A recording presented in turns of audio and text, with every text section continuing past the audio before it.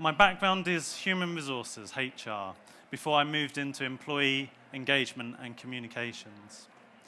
A lot of my sector experience is to do with retail, healthcare, housing, not-for-profit, charity, and finally financial services. So I've covered quite a bit in terms of different industries I've worked in. As a communicator, a lot of my experience is also working with our events team or running events myself.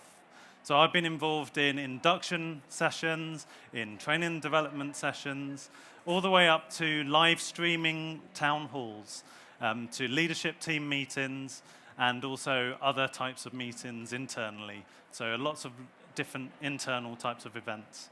Outside of work, I've helped organize album launch parties, DJ events, and also the classic fundraising, sports and movie quiz nights as well. So I hopefully have some appreciation of the work that you do in terms of organizing events. These are going to be the 4 topics I'm going to cover in the next 20 minutes with you, just sharing some of my experience and some of my insights. So really it's looking at time-efficient techniques with regards to keeping key stakeholders informed, communicating with influence, motivating others, and communicating with urgency for action. Understanding the event owner and the event objective is really key in terms of getting that commitment at the very beginning. The more that you can align your event in terms of the key stakeholders' own personal objectives, the more you can at least help them to connect better in terms of their interest in supporting your event to be a success. Understand the channels as well and the preferences that you have in how you want to communicate with them. But really important is also to have that question for them. So try and understand from them about what communication works best for them. No surprises here. My favorite word that you're going to hear to me today is the R word, which is relationships. Knowing your stakeholders is vital in all of this. Spend the time to build up your credibility as the events organizer, the events manager. Be confident in your knowledge and experience as well when you go to have these conversations with these individuals.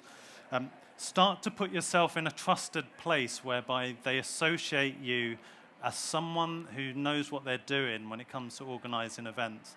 Therefore, when you do contact them, they want to pick up the phone, they want to answer that email, they want to do that reply in terms of you as that credible individual with that expertise in events.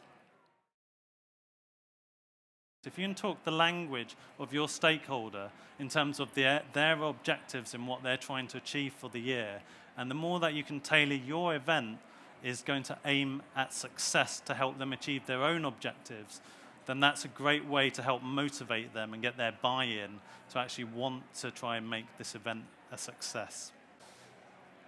The EAST framework. Has anyone heard of the EAST framework?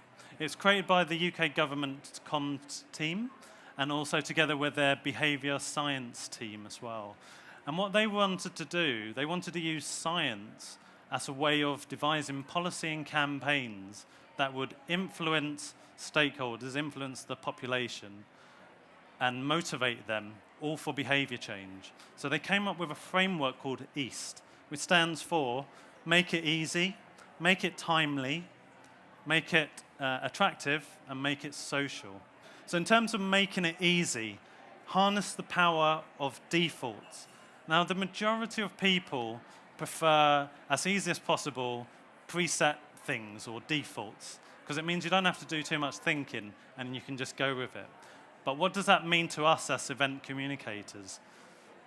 If you can at least develop your own playbook in terms of your own templates for how to run events, predefined communications, process and structure, all of these things, if you can predefine a lot of this and you build and develop your own events playbook, it will allow you to have a more confident conversation with event owners in terms of you've got the kit to help them just get on with it. You know what you're doing with it because you've pre-developed all the material in terms of plug and play for any type of event.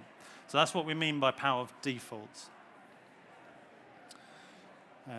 Next bit. Reduce the hassle factor. And again, it's all about minimum effort here, both on your part and also the event owner's part. Make sure you have the solutions to the different types of challenges that you're going to receive. Now, a lot of these challenges that we all receive in terms of events are pretty standard for the majority of them. So at least have some built up experience in knowing the types of solutions that you can suggest, or know the types of solutions that are going to work. The key here is being unfazed by whatever life throws at you in terms of your event. And this is where your credibility comes in as someone who's trusted to be able to advise very well. And the final bit on make it easy, simplify the messages. We all know this already. Keep it short, keep it simple, keep it to the point in terms of your message and communication. One action per message could be the route that you take with that. In terms of being attractive, in terms of the A side, use colors, use personalization, and images. The idea is to make your communications attractive to either the key decision maker or to the audience you're trying to attract.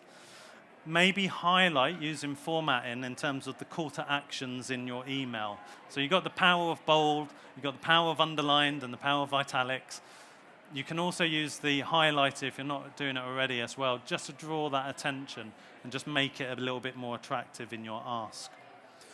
Design rewards and sanctions as well. So what do I mean by that?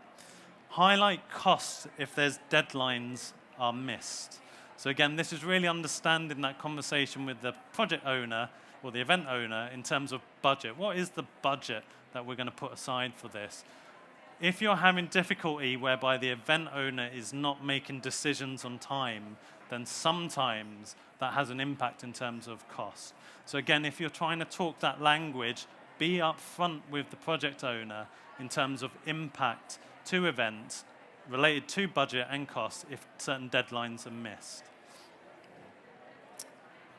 Moving on to social, it's really using the power of the network.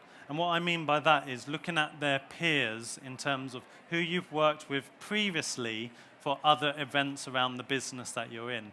Can you use some insight and anecdotes from other successful events to bring into your conversation with the new event's owner?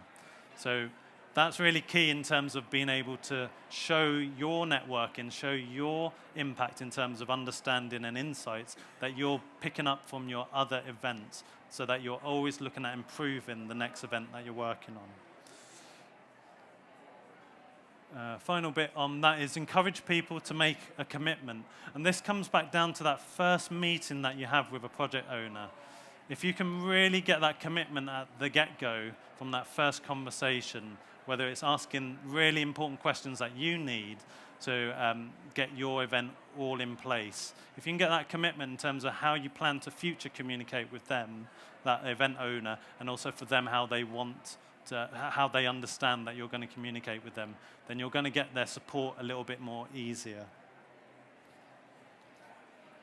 And the final bit on the EAST framework is timely. So prompt people when they are likely to be most receptive.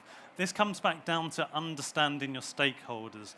What times do they normally operate? What's the best time for them to read an email, say? What's the best time for you to communicate with them when you know they're roughly free at certain periods of time?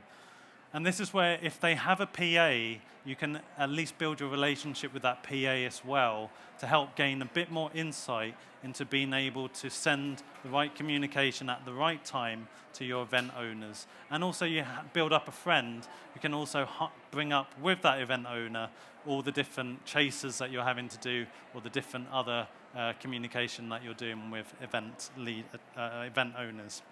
And then the final bit on timely is consider immediate costs and benefits.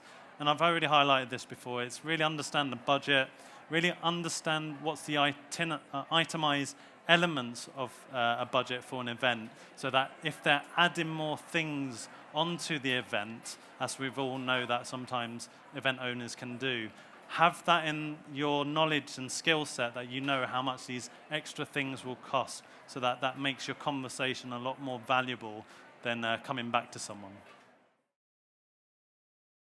let's not reinvent the wheel here. Your marketing departments have been using social media for a long time in terms of creating urgency and creating action. So it's a good opportunity to maybe involve them in some of their expertise, and how do I get people's attention a lot more internally. So maybe build up that relationship with your marketing team as well in terms of what are their tips and tricks in terms of the power of words and the power of language. I'll just run through a very quick example here, and I've pulled this from Social Sprout, and it's their insights around call to actions. And again, in my slide deck, I've put the URL there to help you find it. But their whole ethos is around the power of language, and in particular, how do I get attention of someone who wants to read an email very quickly? This example is about basing it on the subject field, which is where most people scan in terms of whether it's relevant to me or not. And so for this example, they say start with an action word. So that could be download, read, watch. For this example, I've used decision needed. Now, what I tend to do in my subject fields, I use the square brackets to try and stand out from all the other noise that they get in their inbox. Their next point is create a sense of urgency, and that sense of urgency is all about time.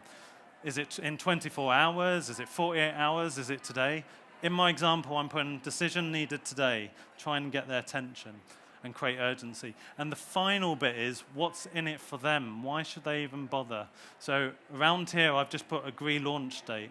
So that's a very quick example, decision needed today, whatever your event title is, and then agree launch date. So that at least you're given that very quick snapshot about what you need them to do and whether they're going to be connecting with that communication. Thank you very much for those table exercises. I hope you found it at least useful to just talk with peers is always a good thing. I'm just going to do my wrapping up. I wanted to get insight from my own events team. So I've gone through various questions with them similar to this to actually get some of their answers. And so before I go, I'm just going to read out in terms of what they said and advised and how they operate at that professional events level. They talked about weekly updates. For them, it's weekly updates to those event owners to make sure that they're taking it seriously. Give high-level information on the project to those key stakeholders as well, so that they feel important. Add that value where you're actually you're taking them through the journey, both in terms of the experience of the end user, what are they going to get out of it. So the more you can really talk about that in a creative way, the more that you make it come alive. So that's their tips and their challenges, and that's me sharing it with all of you. Thank you very much for your time. Hope you found this interesting, and have a great evening tonight. Thank you.